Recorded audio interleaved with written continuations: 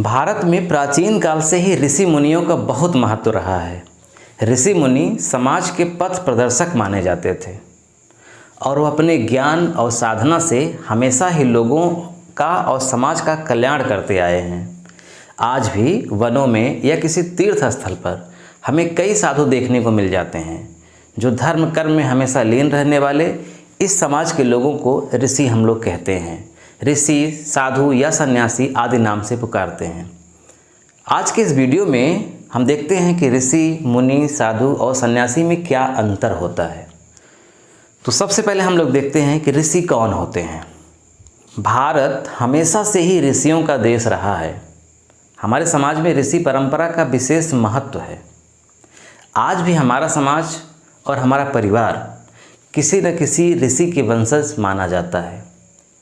ऋषि शब्द वैदिक परंपरा से लिया गया शब्द है जिसे श्रुति ग्रंथों का दर्शन करने वाले लोगों के लिए प्रयोग किया गया है। दूसरे शब्दों में हम कह सकते हैं कि ऐसे व्यक्ति जो अपने विशिष्ट और विलक्षण एकाग्रता के बल पर वैदिक परंपरा का अध्ययन किया और विलक्षण शब्दों के दर्शन किए और उनके गूढ़ अर्थों को जाना और प्राणी मात्र के कल्याण हेतु उस ज्ञान को लिखकर प्रकट किया, उन्हें हम लोग ऋषि कहे या वो ऋषि कहलाते थे।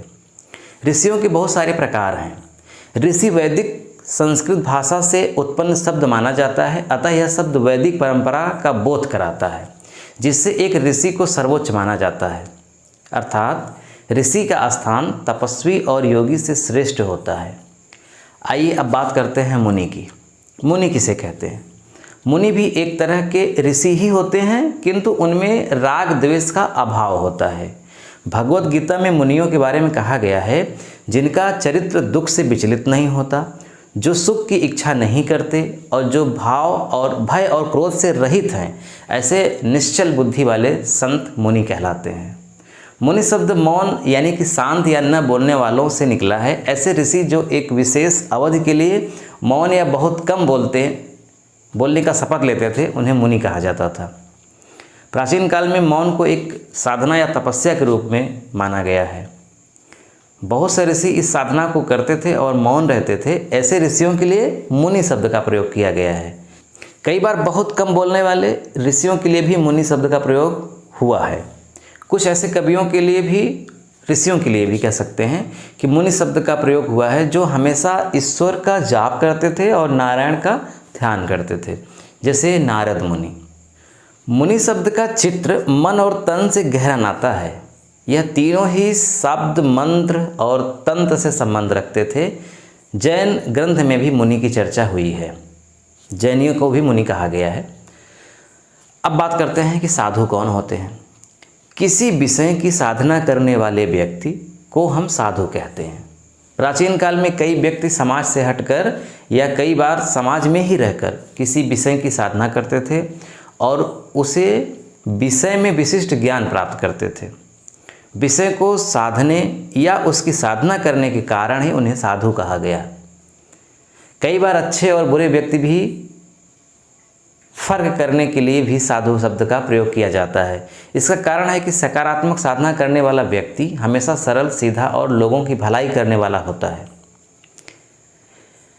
आम बोलचाल में साधु का अर्थ सीधा और दृष्ट से होता है। संस्कृत में साधु शब्द से तात्पर्य है सज्जन व्यक्ति। साधु का अर्थ उत्तम भी होता है, उत्तम।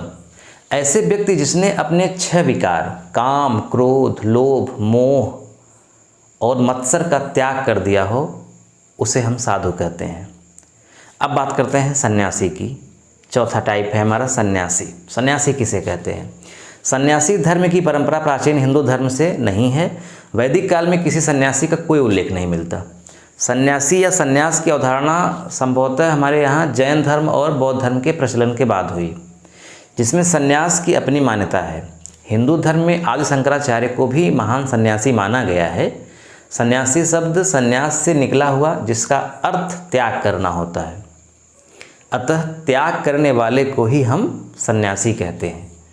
सन्यासी संपत्ति का त्याग करता है, गृहस्थ जीवन का त्याग करता है या अविवाहित रहता है, समाज और सांसारिक जीवन का त्याग करता है और योग ध्यान का अभ्यास करते हुए अपने आराध्य की भक्ति में लीन हो जाता है। वास्तव में सन्यासी वैसे व्यक्ति को हम कह सकते हैं जिसका आंतरिक स्थिति स्थित हो और जो किसी भी स्थिति या व्यक्ति से प्रभावित नहीं होता है और हर हाल में स्थिर रहता है, जिसे हम लोग स्थिर प्रज्ञ बोलते हैं। उसे न तो खुशी से प्रसन्नता मिलती है और न ही दुख से अवसाद।